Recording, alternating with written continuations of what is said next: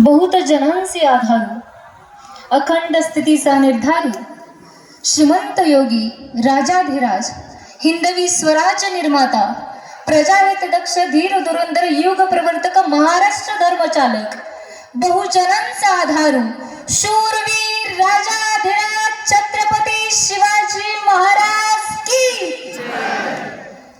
आपल्या तोंडून जय हा शब्द आपसुकच बाहेर पडला, एवढी ताकद माझ्या छत्रपती शिवाजी राजांच्या नावामध्ये आहे। आणि हाच आपला खऱ्या अर्थाने आपण बघतो, आज छत्रपती शिवाजी राजांची जयंती साजरी करतो। अरे जयंती साजरी कुणाचीही केली जात नाही। या विश्वामध्ये, या जगामध्ये अनेक राजे महाराजे होऊन गेले, आले तसे निघून गेले, पण छत्रपती शिवाजी राजांचं नाव हे आजही अजरामर आहे। आणि हीच छत्रपती शिवाजी राजांची खरी ओळख आहे। प्रतिपचंद्र लेखेवे वर्धिष्णु विश्ववंदिता, शाहू शुनो शिवश्रेष्ठा, मुद्रा भद्राय राजते। याचाच अर्थ असा होतो की चंद्राच्या कोरीप्रमाणे वाढत जाणार हे राज्य हे लोकांच्या कल्याणासाठीच आहे, ही शिवरायांची राजमुद्रा सांगते।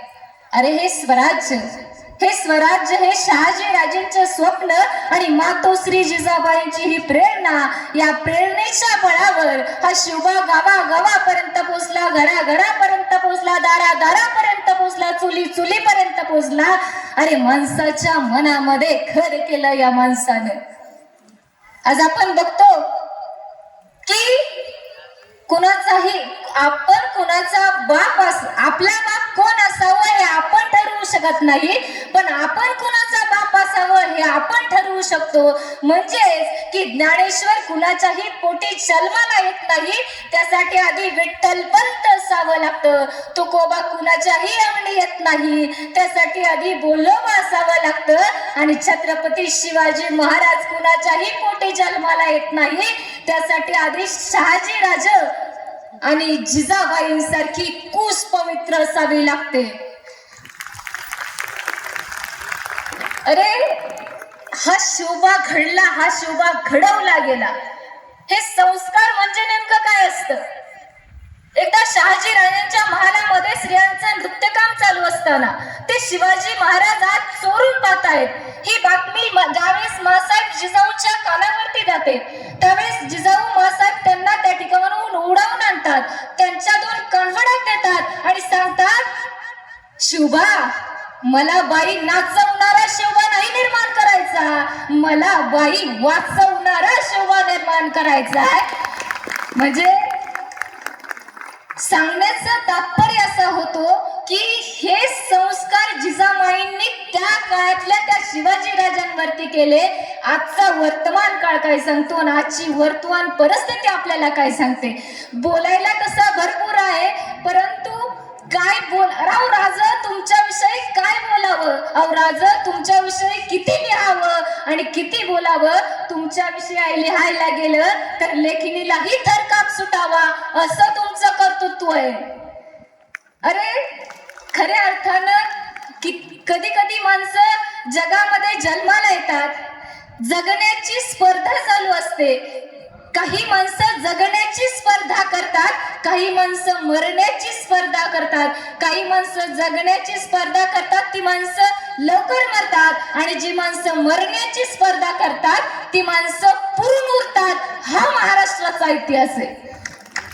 आणि आणखीन एक महत्वाची गोष्ट की हे स्वराज्य हे शिवाजी राजांनी त्या काळी शिवराज्य म्हणून नाही स्थापन केलं, हे स्वराज्य माझं राज्य प्रत्येकाचं राज्य म्हणून स्थापन केलं। अरे आपलं जर उदाहरण घेतलं ना, तरी कधी कधी बघा तुम्ही, आपण घरातली लाईटची ट्यूब कधीच फोडत नाही, परंतु रस्त्याने चालता चालता रस्त्याच्या कडेची ट्यूब खळखळ फोडण्यात आपल्याला जास्त आनंद वाटतो। ही आपली वस्तुस्थिती आहे। मग आपण कुठपर्यंत आहे आणि आपली नीतिमत्ता काय आहे आणि आपली नीतिमत्ता कुठपर्यंत ग्राह्य मानायची, हा आपला इतिहास आहे। तो इतिहास आणि आजचा इतिहास बघा, खूप जास्त तफावत वाटते आणि याचं कारण हे आपण आपल्याला शोधावं लागेल। अरे खऱ्या अर्थानं शिवाजी राजा, तानाजी मालुसरे आमचा ताना आणि आमचा बाजी प्रभू आणि आमचा मुरारबाजी, त्यांना एका शब्दावर शिवाजी राजांच्या मरणासाठी उठले. बाजी तानाजींना म्हणायचं, तानाजी बाजींना म्हणायचं, अहो बाजी, यावेळेस मी जातो, मी लढतो, मी किल्ला जिंकतो. अरे काय बाजी, अरे काय तानाजी, यावेळी मी जातो, मी लढतो आणि मी किल्ला जिंकतो. आणि राजांना सांगितलं बाजींना, बाजी तुम्ही खिंड लढवा. बाजींनी खिंड लढवायला घेतली. बाजी खिंड लढवायला निघाले. खऱ्या अर्थानं विशाळ गडावरून जोपर्यंत ताफांचा आवाज तुमच्या कानावरती येत नाही तोपर्यंत बाजी खिंड लढवा. बाजी खिंड लढवत राहिले. आपल्या उभ्या छातीची ढाल केली त्या बाजीनं. मस्तक तुटलं, शिर तुटलं, तर बाजीची समशेर मात्र लढतच राहिली. अरे म्हणजे आणि अखेर सह्याद्रीचा तो आवाज घुमला.